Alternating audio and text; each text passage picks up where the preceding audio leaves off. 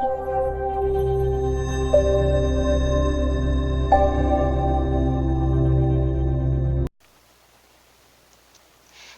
everyone, this is Jody. I would like to show you our LEgenD Outdoor Flexible LED display.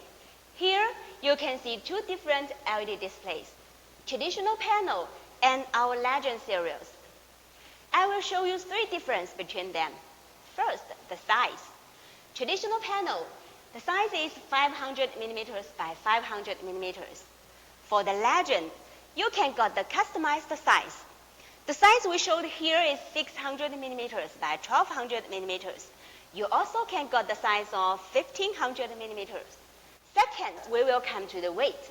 For 1 square meter, traditional panel is 13 kilograms. But for our LEgenD, it is only 20 kilograms. Third, we will come to the packing.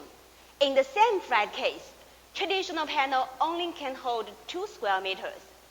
But for our LEgenD, you can get 6 square meters in one flat case. So from here, you can see the differences between them. Now, we will show you how to do the vertical installation.